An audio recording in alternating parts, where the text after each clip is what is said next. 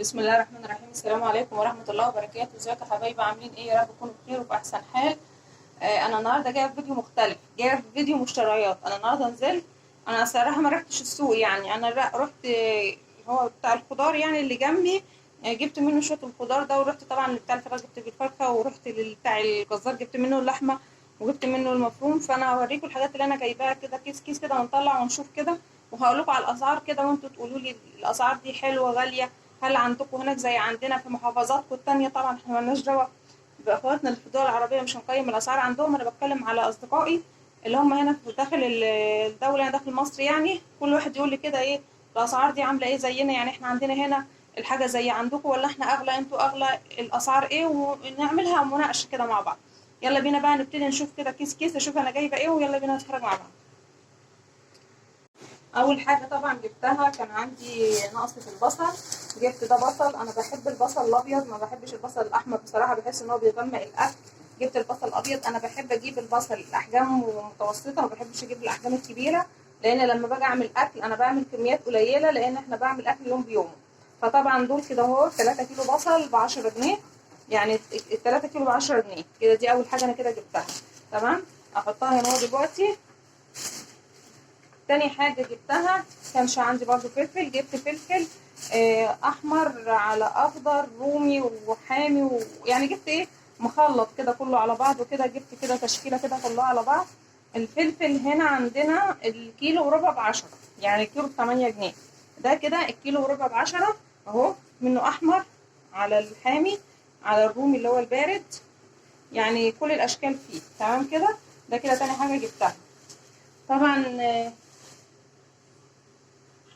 احنا قلنا ان الفلفل كيلو وربع ب10 جنيه. طبعا جبت حاجة محشي، فطبعا جبت كوسة وبتنجان، وطبعا الفلفل انا وريته لكم، وجبت ورق عنب. ده كده البتنجان. تمام، البتنجان اهو ابيض على الاسود، بس الاسود كان حلو اكتر فما كترتش من الابيض، جبت من الاسود اكتر. البتنجان ثمنه عندنا هنا اهو الكيلو وربع ب10 برضو، يعني يعتبر ثمن الفلفل كيلو وربع ب10. تمام. جبت الكوسة. جبت كوسة. الكوسة اهي. الكوسة اهي. دي كوسة بتاعت المحشي. الكوسة هنا ب10 جنيه الكيلو. الكيلو ب10 جنيه عندنا. انا بحب اجيب الكوسية الصغيرة، ما بحبش اجيب الكوسية الكبيرة. دي كده الكيلو عندنا ب10 جنيه، ده كيلو. جبت ايه تاني؟ جبت نص كيلو بامية. لا يا رب، ده كيلو ولا ربع تقريبا، والله ما فاكرة كان قد ايه. دي بامية. البامية رخصت دلوقتي، الكيلو عندنا ب15 جنيه. يوم ما كنت مخزناها كانت ب20 جنيه، دلوقتي بدأت تنزل، ده ب15 جنيه. وطبعا خضرة وجميلة زي ما انتم شايفين اهي. وصغيرة حلوة جدا برضو، تنفع للتخزين، يعني برضو اللي لسه ما خزنش ممكن يجيبوا يخزن. الكيلو عندنا ب15 جنيه.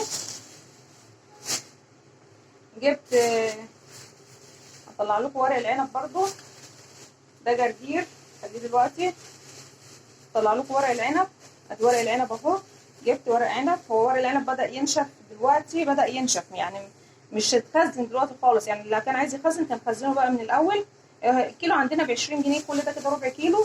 انا برضو هنضفه وهوريكم بيتعمل ازاي، عشان بحيث لما تيجي تسلقيه وعشان تحشيه يكون مرصوص فوق بعض. يعني انا هوريكم دلوقتي بس بعد ما اخلص اللي انا جبته. ده كده ربع كيلو ب5 جنيه. جبت طبعا ملوخية.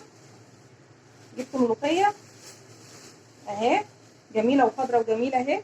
برضه هقطفها وبعينها في التلاجة جاهزه، وقت ما اجي اطبخها بروح مطلعها يا دوبك غسلاها وانشفها واروح مخرطاها على طول. ما بسيبهاش في حالها كده في التلاجة، عشان طبعا الرمله دي بتوسخش التلاجة، لان انا نضفت التلاجة وغسلتها علشان خاطر احط فيها الخضار على نظافه. ده كده الكيلو عندنا، كيلو الملوخيه عندنا ب8 جنيه. كيلو الملوخيه ب8 جنيه. ايه تاني؟ جبت كيلو ونص طماطم. طماطم اليومين دول حمرا وحلوه، بس سعرها عالي شويه، مش عارفه مش عايزه تنزل. ده بالنسبه لعندنا احنا في المكان اللي انا قاعده فيه. الكيلو ونص ب10، بس جميله اهو. يعني انت لو لقيتي منها تقدري تعملي صلصه، بس طبعا يكون سعرها اقل من كده، وماله مفيش اي مشكله. طبعا هتكون حلوه جدا لانها حمرا، هتديكي نتيجه صلصه حلوه جدا يعني، بس لو السعر اقل من كده. ده كده كيلو ونص ب10 جنيه.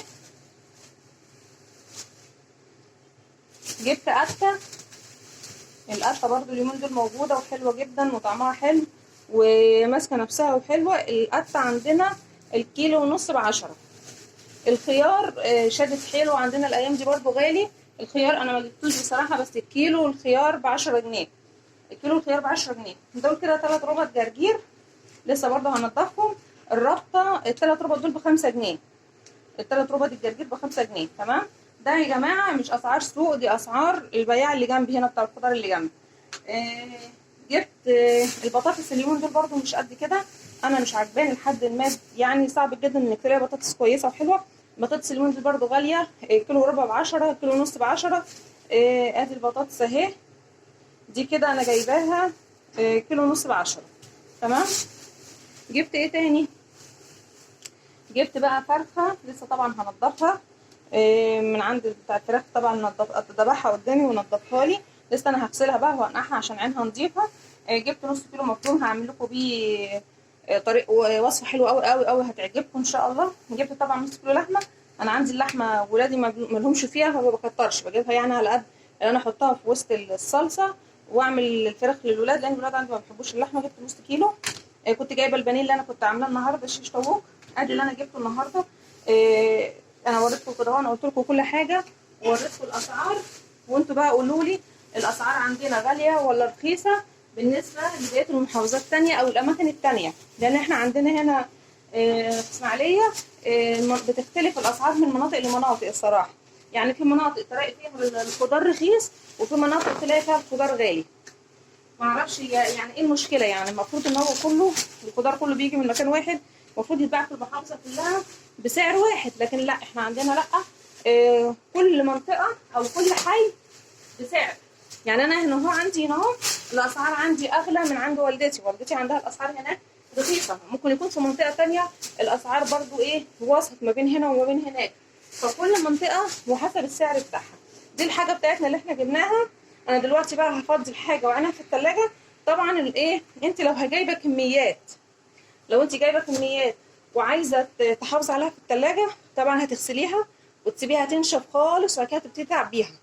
انا طبعا الكميات عندي كلها كميات بسيطه، يعني هتتعمل في يوم والتاني والتالت تبص تلاقيها خلصت، فمش محتاجه ان انا ايه اغسلها او اللي انا اعمل فيها ايه ابذل فيها مجهود، يعني لانها هتخلص على طول.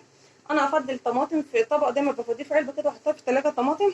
يعني الحاجه الثانيه، وهنيجي دلوقتي بقى نقطف الملوخيه واوريكم تنظيف بعد ما اتقطفت وازاي اظبط ورق العنب عشان نختم بعد كده ايه الحلقه. يلا استنوني بقى في تنظيف الملوخيه وورق العنب. دلوقتي دي الملوخيه اهي بعد ما قطفناها، هي كده جاهزه انها تتغسل وتتخرط وتنشف وتتخرط وتتطبخ. يعني تحطيها في التلاجة كده لو انت هتستعمليها على طول احسن وافضل من انت تحطيها بالعيدان بتاعتها. دي ورق العنب. بص ورق العنب انا رصيته ازاي، انا اخر ورقه تحت خالص بسيبها بحالها بالعرف بتاعها ده. تمام.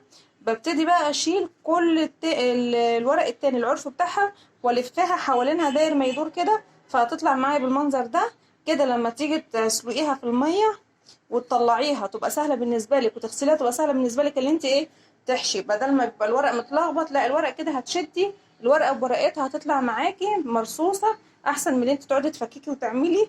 ادي ربع كيلو عمل اهو جزئين يعني. الجرجير اهو طبعا غسلته ونضفته ونقعته في ميه وخل، وزي ما شايفين شكله جميل جدا جدا. انا نسيت اقول لكم ان الفرخه ثمنها عشان بجمله يعني الاسعار انا قلتها، الفرخه ثمنها تقريبا حوالي 69 او 70 جنيه. نص كيلو المفروم ثمنه 66 جنيه. نص كيلو اللحمه ثمنها 69 جنيه برضه.